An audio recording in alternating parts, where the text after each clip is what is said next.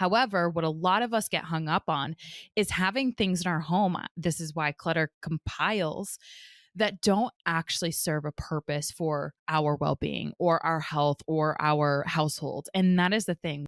If you can do 10 minutes, you'll probably start to get into flow and you'll just continue. But if you tell yourself, I only need to do 10 minutes, it doesn't feel as daunting as if you say, I need to do all of this right now.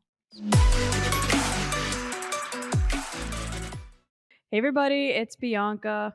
And it's Emilia. Welcome to another episode of Evolve Ventures, where we are helping growth-minded humans evolve by breaking one limiting belief at a time. We hope you enjoyed the last episode, number 296, How to Be More in Control of Your Feelings.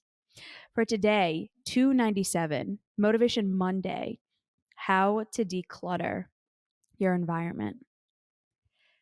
So many people struggle with this. This is one of like the top 10 biggest things that I hear from clients and that I see people talking about is their world and their home and their lives just feel like such a mess, and it ends up becoming that their home and their like actual physical environment is such a mess and is so cluttered. Mm-hmm. So we are here to help you to declutter the BS, declutter your environment. And how do you do it sustainably so that it's not a one and done, but so that this becomes a habit that you can utilize over and over again?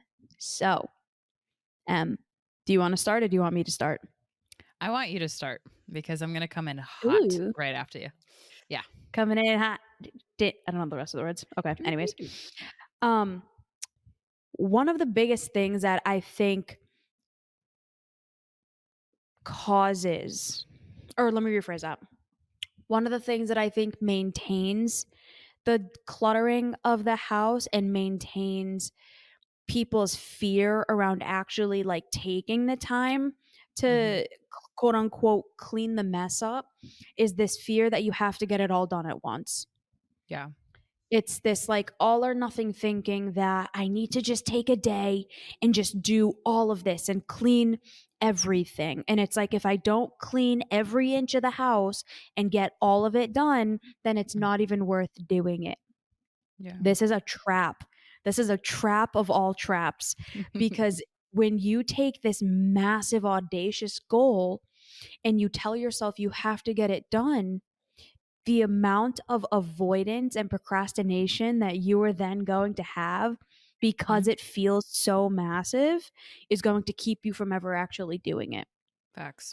What I tell my clients, what I tell everyone, and this applies to almost everything, but we're just going to use it in this context. You have to chunk it. Instead of taking an entire day, can you set aside 10 minutes?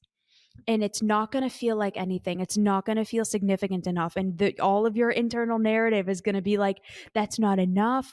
What's the point? I'm going to do it for 10 minutes. And then there's still going to be 1,000 things everywhere. Yeah.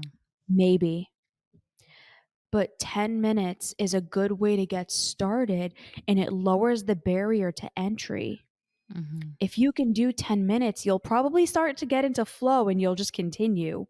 Facts. But if you tell yourself, I only need to do 10 minutes, it doesn't feel as daunting as if you say, I need to do all of this right now. It's so true. So can you start chunking it? Take a week, take 2 weeks, and block off 10 to 15 minutes each day or every couple of days over the span of a couple of weeks, and do it that way. And that is sustainable. You can do that, because when you're done with the big mess, you're not going to be able to do these massive, audacious, big cleaning days every single week. Yeah. What's more realistic is taking small periods of time each week throughout the week to clean it up. So like me, for example, I'll give you an example. My bathroom, I'll wipe down everything before I take a shower. Because it's like, I'm already quote unquote dirty, right? So that's the best time to clean the bathroom. It's when Mhm. I wipe the toilet down, I wipe the sink and the mirror down really quick. Nice. I throw that away and then I jump in the shower. It takes 2 minutes, not even. Heck yeah. I have in my inner thoughts pretty much every single day. I want to, really give this gratitude to my mother. Make sure that she gets it outside of this podcast episode as well. But shout out to my mom because I have this voice in my ear every single day that says 10-minute tidy. She used to say that when we were younger, how moms are kind of like, I don't want to say just moms because that's very generalizing, but there's a lot of people that have parents that will be like, clean up your room. You're cleaning up your room is such a point of contention because your parents don't really want you living in a mess. And I was fortunate to be one of those children of a parent who wants you to have a standard of cleanliness and self-respect when it comes to your home. And so my mom would always say, to your point, Bianca, 10-minute tidy, because I would look around of the mess that I created and I'd be like, heck no. I would have literally mountains of laundry still to this day. Actually, no, not to this day, but couple months ago, a couple years ago, y'all Laundry probably had mountain. heard. Exactly, laundry mountain. But I would have piles of laundry and who's been there? It's just overwhelming. So my mom would always say 10-minute tidy. And that's something that I want to impart on all of y'all. If those words can be echoed in your ear, it really does lighten the load because the weight can be really heavy. The second thing that I want to bring into this is as a utilitarianism, meaning someone who looks at objects as having utility in our world, i.e., they have a purpose, they serve a purpose, and there's a lifetime span. Let's say, for example, this mouse that I have, right? Holding up for those of you that are listening and not watching us on YouTube, I'm holding up my Apple mouse that is a little clicky mouse for my computer. It has a purpose. I have it so that I can do a specific thing. Every tangible item that's in our households has a specific purpose. However, what a lot of us get hung up on is having things in our home. This is why clutter compiles that don't actually serve a purpose for our well being or our health or our household. And that is the thing. We oftentimes will get gifts. Think about like that one gift that you got for Christmas that is like a tiny, like a tinker thing, doesn't really have a lot of thought in it, but your uncle was giving you something that he thought you might like. You don't actually like it, so it doesn't really have utility, and it just kind of, sits on a shelf, collects dust, and starts to collect dust and clutters your space. There's a lot of things, if you look around at your space, there's a lot of things in your space, tangible items that don't necessarily serve a purpose as a tool for your life. And you don't have to be a utilitarianist to be able to apply this concept for you.